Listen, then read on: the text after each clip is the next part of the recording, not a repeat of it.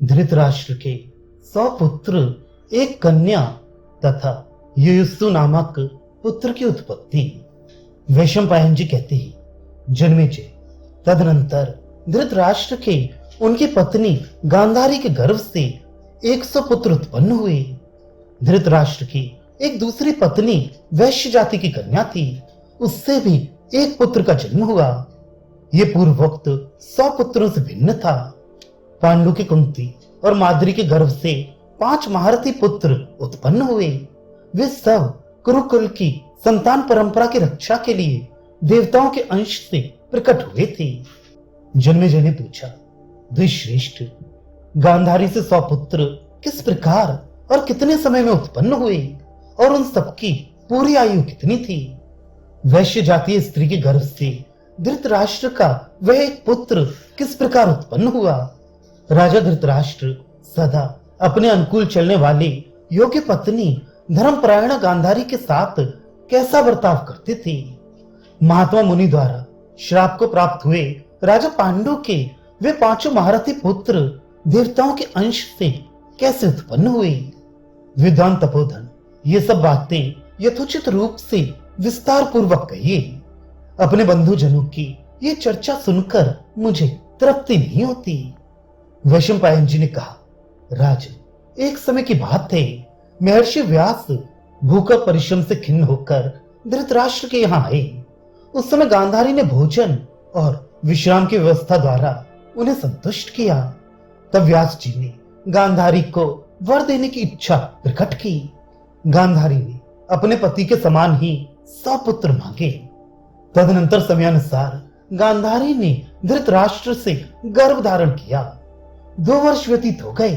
तब तक गांधारी उस गर्भ को धारण किए रही, फिर भी प्रसव नहीं हुआ। इसी बीच में गांधारी ने जब यह सुना कि कुंती के गर्भ से प्रातःकालीन सूर्य के समान तेजस्वी पुत्र का जन्म हुआ है, तब उसे बड़ा दुख हुआ। उसे अपने उदर की स्थिरता पर बड़ी चिंता हुई। गांधारी दुख से मूर्छित हो रही थी। उसने धृतराष्ट्र की अनजान में ही महान प्रयत्न करके अपने उदर पर आघात किया। तब उसके गर्भ से एक मांस का पिंड प्रकट हुआ जो लोहे के पिंड के समान कड़ा था। उसने 2 वर्षों तक उसे पेट में धारण किया था, तो भी उसने उसे इतना कड़ा देखकर फेंक देने का विचार किया। इधर ये बात महर्षि व्यास को मालूम हुई। तब वे बड़ी उतावली के साथ वहां आए। जब करने वालों में श्रेष्ठ व्यास जी ने उस मांस पिंड को देखा और गांधारी से पूछा, तुम इसका क्या करना चाहती थी? और उसने महर्षि को अपने मन की बात सच सच बता दी। गांधारी ने कहा, मुनि, मैंने सुना है कुंती के एक ज्येष्ठ पुत्र उत्पन्न हुआ है जो सूर्य के समान तेजस्वी है। ये समाचार सुनकर अत्यंत दुख के कारण मैंने अपने उदर पर आघात करके गर्भ गिराया है। आपने पहले मुझे ही 100 पुत्र होने का वरदान दिया था, परंतु आज इतने दिनों बाद मेरे गर्भ से 100 पुत्रों की जगह ये मांसपिंड पैदा हुआ है। व्यास जी ने कहा, सुबल कुमारी, ये सब मेरे वरदान के अनुसार ही हो रहा है, वह कभी अन्यथा नहीं हो सकता। मैंने कभी हास प्रयास के समय भी झूठी बात मुंह से नहीं निकाली है, फिर वरदान आदि अन्य अवसरों पर कही हुई मेरी बात झूठी कैसे हो सकती है? तुम शीघ्र ही 100 मुठ के कुंड तैयार कराओ और उन्हें घी से भरवा दो। फिर अत्यंत गुप्त स्थानों में रखकर उनकी रक्षा की भी पूरी व्यवस्था करो। इस मांस पिंड को ठंडे जल से सींचो। वैशंपायन जी कहते हैं, जन्मेजय, उस समय सींचे जाने पर उस मांस पिंड के 100 टुकड़े हो गए। वे अलग अलग अंगूठे के पौरवे बराबर 100 गर्भों के रूप में परिणित हो गए। राज काल के परिवर्तन से क्रमशः उस मांस पिंड के यथा योग्य पूरे 101 भाग हुए। तत्पश्चात गांधारी ने उन सभी गर्भों को उन पूर्वोक्त कुंडों में रखा। वे सभी कुंड अत्यंत गुप्त स्थानों में रखे हुए थे। उनकी रक्षा की ठीक ठीक व्यवस्था कर दी गई। तब भगवान व्यास ने गांधारी से कहा, इतने ही दिन अर्थात पूरे 2 वर्षों तक प्रतीक्षा करने के बाद इन कुंडों का ढक्कन खोल देना चाहिए। यूं कहकर और पूर्वक प्रकार से रक्षा की व्यवस्था कराकर परम बुद्धिमान भगवान व्यास हिमालय पर्वत पर तपस्या के लिए चले गए। तदनंतर 2 वर्ष बीतने पर जिस क्रम से वे गर्भ उन कुंडों में स्थापित किए गए थे, उसी क्रम से उनमें सबसे पहले राजा दुर्योधन उत्पन्न हुआ। जन्म काल के प्रमाण से राजा युधिष्ठिर उससे भी ज्येष्ठ थे। दुर्योधन के जन्म का समाचार परम बुद्धिमान भीष्म तथा विदुर जी को बताया गया। जिस दिन दुर्धर्ष वीर दुर्योधन का जन्म हुआ, उसी दिन परम पराक्रमी महाबाहु भीमसेन भी उत्पन्न हुए। राजा धृतराष्ट्र का वह पुत्र जन्म लेते ही गधे के रहकने की सी आवाज में रोने चिल्लाने लगा। उसकी आवाज सुनकर बदले में दूसरे गधे भी रहकने लगे। गीद, गीदड़ और कौवे भी कोलाहल करने लगे। बड़े जोर की आंधी चलने लगी। संपूर्ण दिशाओं में दहासा होने लगा। तब राजा धृतराष्ट्र भयभीत से हो उठे और बहुत से ब्राह्मणों को, भीष्म जी और विदुर जी को, दूसरे दूसरे सुहृदों तथा समस्त कुरुवंशियों को अपने समीप बुलवाकर उनसे इस प्रकार बोले। आदरणीय गुरुजनों, हमारे कुल की कीर्ति बढ़ाने वाले राजकुमार युधिष्ठिर सबसे ज्येष्ठ हैं।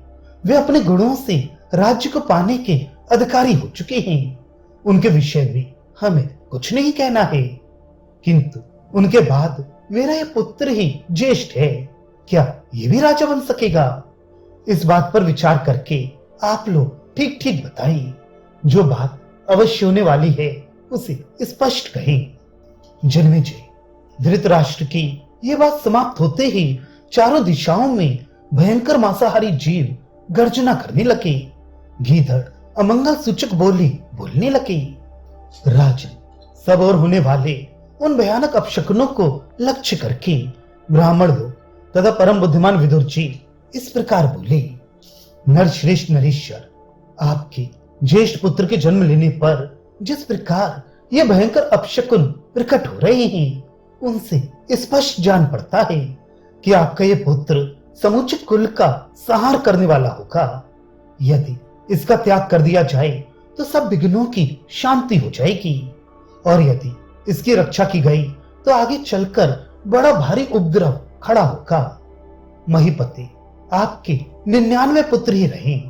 भारत, यदि आप अपने कुल की शांति चाहते हैं तो इस एक पुत्र को त्याग दें।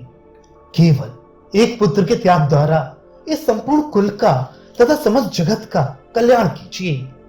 नीत कहती है कि समूचे कुल के हित के लिए एक व्यक्ति को त्याग दे, गांव के हित के लिए एक कुल को छोड़ दे, देश के हित के लिए एक गांव का परित्याग कर दे, और आत्मा के कल्याण के लिए सारे भूमंडल को त्याग दे। विदुर तथा उन सभी शेष ब्राह्मणों के यूं कहने पर भी पुत्र स्नेह के बंधन में बंधे हुए राजा धृतराष्ट्र ने वैसा नहीं किया। जन्मेजय, इस प्रकार राजा धृतराष्ट्र के पूरे 100 पुत्र हुए।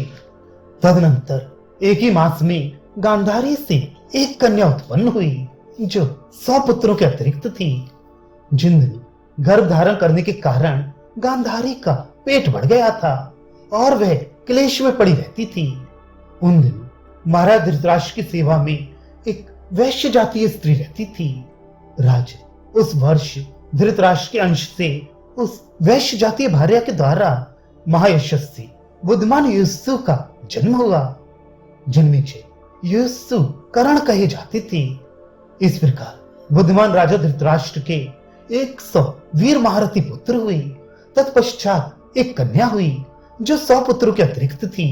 इन सबके सिवा महातेजस्वी परम प्रतापी वैश्य पुत्र युयुत्सु भी थे।